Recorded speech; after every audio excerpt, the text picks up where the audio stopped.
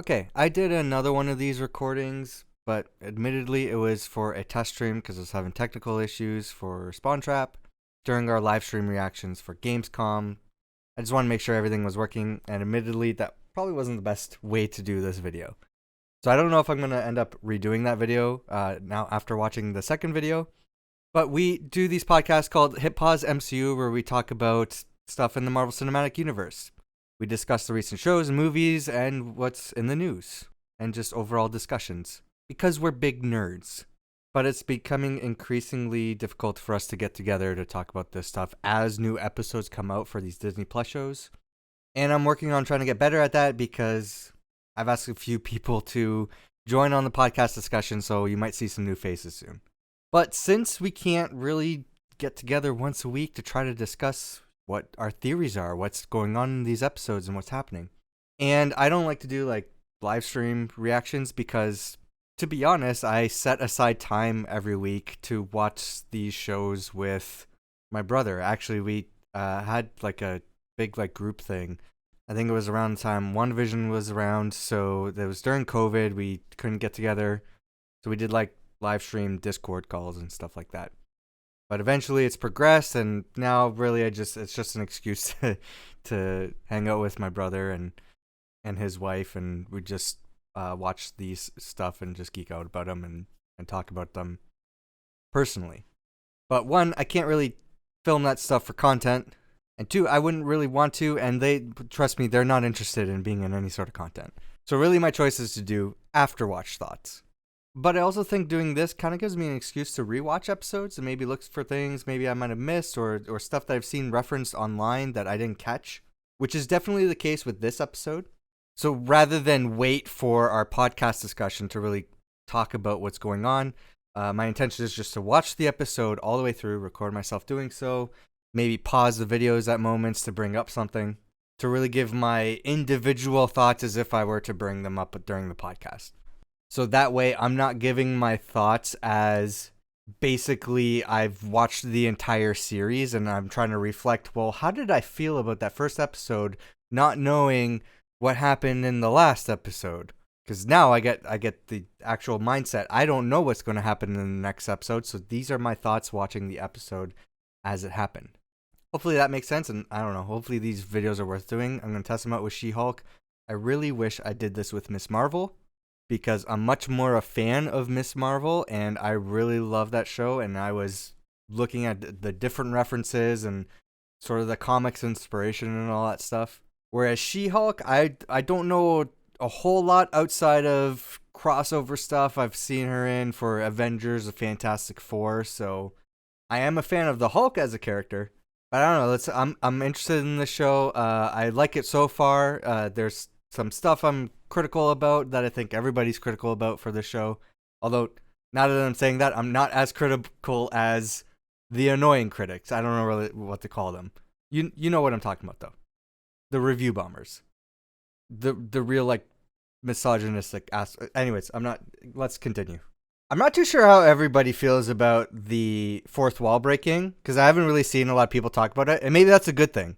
Do the Avengers offer healthcare? No. Are they even paid? No. You know what I've always wondered? How do you guys make a living? I really don't get this guy's argument, but I guess we kind of need it for the plot. It unraveled our case. I'm sorry, Jen. No, I get this argument.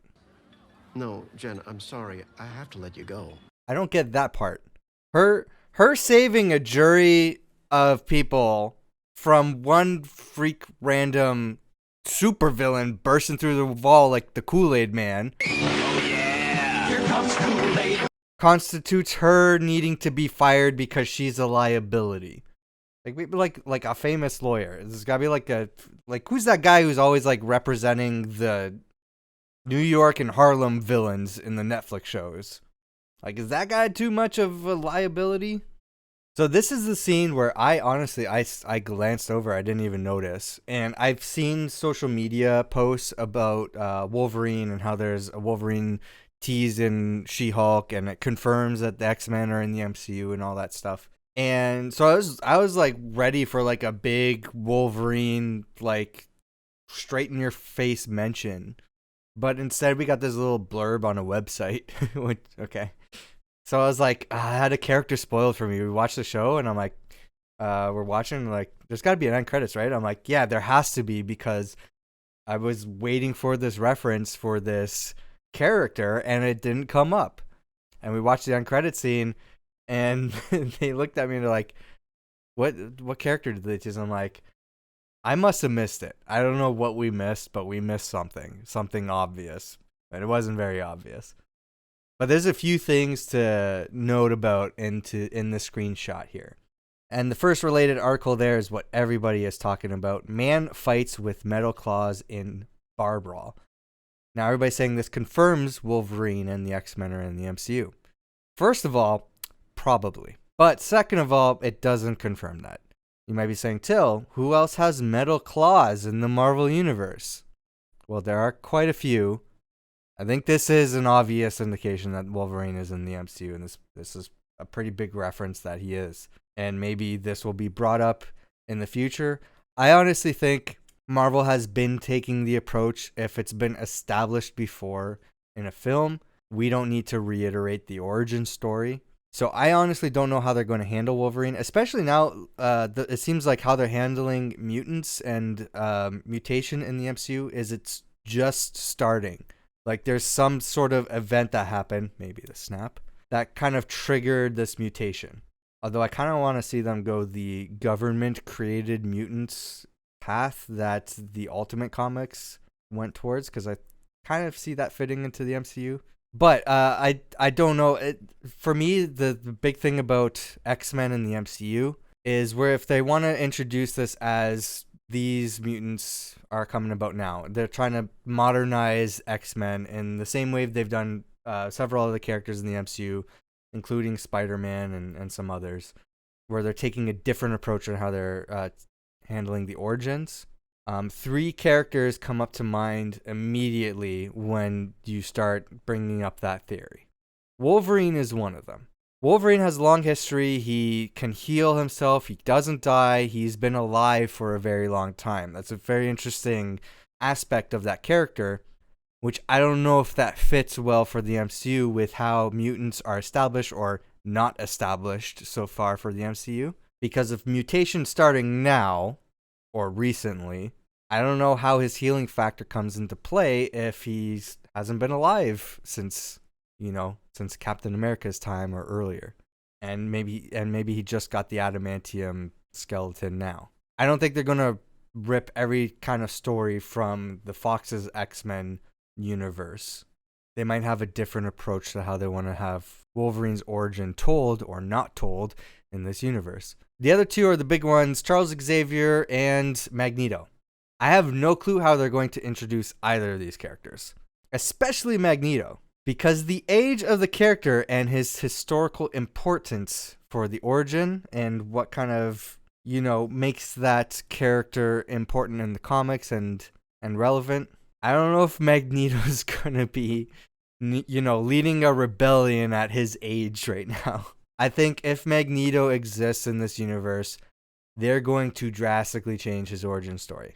But maybe sort of the similar idea. But as I've seen another YouTuber point out, probably not a good idea to try to compare what events in a little bit more recent history since the Holocaust has the same sort of historical impact as the Holocaust. So I don't think that's really a question we should be exploring at this point. And then similarly, Charles Xavier, whose story is so heavily tied to Magneto. I don't know if you do an X-Men movie without Charles Xavier, but maybe there is no Charles Xavier in this universe. They've introduced a Charles Xavier in Multiverse of Madness, set in a different universe. And then maybe that's the case for the MCU here. The MCU doesn't have a Charles Xavier. Maybe there's some other sort of leadership role that comes into play here. Someone else gathers the mutants and rallies them up and becomes a safe haven for them. I don't know. Those are the 3 characters, though, I really wonder how they're going to introduce for the MCU. Because I think any other X-Men that I can think of, any other mutant that I can think of, even like the not-so-known ones that I'm familiar with, being a big X-Men fan, I can just see them rolling with the Kamala Khan version of how they're doing things. There's something in your DNA. It just spawned right now. You're a mutant. Nobody knows what that means, but the world is just discovering this, what's happening right now. So nobody's talking about this as much as the Wolverine blurb. It says, why there is a giant statue of a man sticking out of the ocean. And I think this is an obvious reference to Eternals. But I think everybody on the internet has been talking about, hey, why has nobody in the MCU brought up the giant celestial sticking out of the ocean from the Eternals? And I think, there you go. There's your reference. And I don't really think it needs anything beyond that, to be honest. I think like it happened. Really don't have much more to say about that. I don't think it's as big a thing in She-Hulk's life where she needs to be like, oh my God, what is this? I need to read this article. Nikki, did you see this article? Like, can you believe this? No, I think it deserves a blurb and we can move on. So I think this show's set in LA, which I'm surprised. I thought it was going to be set in New York. Here's where I find the CG kind of falls apart here, and it doesn't look much better than it did in the trailers. And again, I think it could be broken down to the lighting and the situation and the scene compared to the big action scene, the opening action scene for the series. Side note, he's just saying money, money, money in the background, and there's a guy with the comic books in the background too. What do you think about it? I'm agnostic. So I'm wondering if what she didn't know that she was responding to is going to come up later. But I think it could be along the lines of, how do you feel about representing supervillains or something along that line? Also, she's going to damage control. So I don't know if my last comment is still on here since the recording stopped. Isn't damage control set in New York?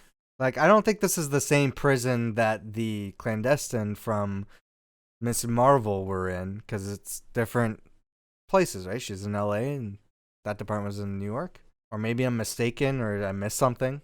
A lot of people are bringing up the 7 pen pals thing, which I guess could indicate some sort of connection to Thunderbolts. I think it's just a joke. So he makes a really good argument. However, I was listening to make this argument and I'm like, this guy is bullshitting. He's bullshitting. He doesn't believe any of the shit that he says. But he has a good legal point. So I think it's possible that Val, don't call her that. Don't call me that. May have come to him at an earlier point and said, here's exactly what you're going to do to get out of here and then work for me. So maybe we might see that character show up in the show as well. Because I think we will very much see Abomination in Thunderbolts. That fight was so many years ago. I'm a completely different person now. Literally. I like the sound design. I don't know how hold on, let's pause this. I don't know how I glanced over that very important reference with the sound design because I'm wearing headphones now. So yeah, he mentioned that he's a different person, literally, which I think was an amazing reference to Edward Norton being the Hulk in the movie. So that's hilarious. But yeah, no, I'm just noticing now he's leaning back in his chair and you can hear the chair squeak, and they really didn't need to add that extra sound design because this is an entirely CG character. But I could hear the chair creaking, and it just adds to the realism, I guess. And here's the big reveal. Hulk's on a Sakaar ship traveling through space. What does that mean? We'll get into it after. Yeah, I think this is the more important conversation here. So, I think Hulk going into space, and again, I brought this up in my first video. I don't know how what I'm going to do with that, or if it's going to be uploaded or not. A lot of people are referencing World War Hulk. It seems like everything's leading up to a World War Hulk movie. That's what Marvel wants to do, and they're planting the seeds for it now. I honestly, even after these first 2 episodes, feel like a World War Hulk movie, the time for that has come and passed. Now, I might be wrong. I'm probably wrong, because I can never expect where Marvel's going to go, even after reading comics, knowing these character histories and everything. I think it's more reasonable now, with the more recent movies and shows that we've got, to have an expectation for Marvel to provide fan service. We've seen that from Spider-Man No Way Home, from Doctor Strange in the Multiverse of Madness, and we could very likely see that with a World War Hulk movie. I'm not saying that's a good or bad thing. I'm just saying, like, that aside, taking in the MCU where it is right now, taking in where Hulk is, and how basically his story so far, I don't think it really makes sense to do a World War Hulk movie at this point. We kind of got the Planet Hulk story a little bit in Thor Ragnarok, a tiny piece of it, which is very similar to a lot of MCU movies, taking little pieces of the comics and then kind of like spinning off their own story, like taking a little bit of inspiration, but making the MCU its own thing. And we also see that with titles too. Age of Ultron, Civil War. There's some inspiration from the comics, but those are completely different movies from what they were in the comics.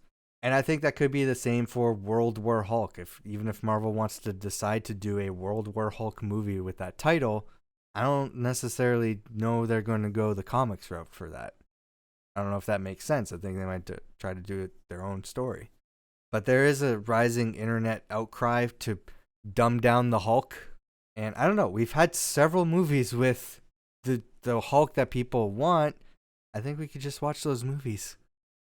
I think this is the character that Hulk is now, and I don't know if going back really makes sense narratively, or I don't know, for the character or even the actor, who, for all intents and purposes, just seeing him in like interviews and stuff, seems to like this new character direction. But at the same time, I know he also wants to do a proper Hulk movie, so who knows what's going to happen. But I think the more important conversation is that end scene. We see Abomination broken out of prison in that fight scene that we've seen in Shang-Chi. Now this brings up the question, when does She-Hulk take place? A lot of the newer Marvel stuff, we've asked that same question, and we don't really get an answer until after it's released, and then it's in an interview or on the Disney Plus timeline, basically telling us where that series or movie takes place. I actually haven't looked at She-Hulk in the Disney Plus timeline, so maybe it is there and I should look. But I think we got a clear answer here anyway. So this does take place after Shang-Chi. The breakout didn't just happen. This was a breakout that happened earlier in time, and it was recorded, and now the video footage has been leaked. And we know that for another reason that wasn't really shown on camera in that scene. So at the end credits of Shang-Chi, we see the Hulk in Bruce form with a broken arm. And by this point in the show, Bruce is now in Smart Hulk form with a healed arm. The breakout with Wong happened before the pilot episode of She-Hulk. And now this episode takes place after Shang-Chi. So that fight happened a while back. We don't really know exactly how far back, but we kind of have an idea. And now the video footage has just been leaked to the internet. I would say possibly because Blonsky's in the news, She-Hulk is in the news, and everybody in the news and on the internet is talking about Emil Blonsky. And somebody with the footage says, oh shit, I captured video footage of this guy a while back. It'd be crazy if it went viral right now because everybody's talking about it on the news. Let's upload it. So I think that kind of explains what's going on in this universe. I'm not going to touch the end credit scene because it's just kind of a throwaway. But those are just my thoughts on the episode there. I really like this show. I didn't think I was going to like it. I was very weary based on the trailers. I was kind of worried about what was going to happen with the show, especially the CG, but I'm still not like blown away by the CG compared to the trailers that we've seen. But I don't want to focus too much on that. I think it really comes down to the scenario, the scenes, and the different factors at play. Because it is more noticeable at some points, and it looks amazing in other points. And I think some of those reasons are obvious, some of those reasons are technical, but I think the biggest reason, because I don't think any of this should be excuses, I think the biggest reason why we're noticing the issue I think it comes down to the workers issue, the working conditions and the treatment of the CG workers at Marvel, the crunch times that they're on. I think that's a more important conversation, and why aren't we having that conversation more? Now that it's been leaked, I think there needs to be more pressure onto Disney to do better. We're seeing this in the gaming industry now. We're seeing this in focus and a shift on it. We keep bringing this topic up in the main Spawn Trap podcast. What's happening with Activision Blizzard? We're talking about that. It seems like every podcast we're talking about that. Why aren't we extending the conversation to movies and TV? So I think this conversation does need to be addressed. We need to talk about it more because we're getting stuff like this. And again, I don't want to focus too negatively on the CG. How many movies have I seen in my lifetime where the CG was bad, but I still enjoyed the movie? I think it really comes down to a lot of stuff in the trailer. It didn't really catch me. Putting the CG aside. And I know going in, it's a comedy. I know about the character. I know about the fourth wall breaks. I know about all that stuff. So I'm kind of expecting that stuff at that point. But what was shown in the trailers, I wasn't like, yes, this is going to be an amazing show. But so far, I'm kind of proven wrong because I do enjoy the first 2 episodes. I'm liking where the show is going so far. I'm looking forward to seeing more. And it seems like this show is going to be like a huge reference-heavy series. I think we are going to get a lot of that fan service in this show. We already know from the trailers and from what we've seen in this episode so far, we have Abomination. It looks like we're getting Daredevil coming up. So I think we're going to get a lot of references to the MCU, a lot of fan service stuff. And again, I'm not saying that's a good or a bad thing, but it is stuff that I look forward to. So I'm looking forward to what we're going to see in the future for She-Hulk episodes. Anyways, I'm going to try to keep doing this throughout the series and just see how it goes. I'm going to edit it together when I have the chance. These videos might not go up right after an episode airs because, to be honest, I watch the episode like the Sunday after it goes up on Disney+. There's not a whole lot of time to like film, edit, and put all this stuff together by the time the next episode comes out. So I'm just going to do this as I do it and upload it. And I'm sorry it's late and it's not really good for the YouTube algorithm, but whatever, we're doing this channel for fun at this point. But if you want to hear us talk more about Marvel, make sure to check out the Hit Pause MCU podcast we have on this channel. We might see some new faces show up. As of recording this, I don't know when this is going up. I'm going to assume afterwards, so this point is probably moot. But we're going to try recording the D23 announcements for both Marvel Games and for Marvel Studios, where we'll be holding a regular Hit Pause MCU podcast, reacting to the news as it breaks live. So if this video is going up after that, then that might be on this channel already. If not, we will see you on, I think it's September 9th and 10th. We probably have our schedule for the videos somewhere on our social media, which you can also find linked down below. Anyways, I'll see you in the next one.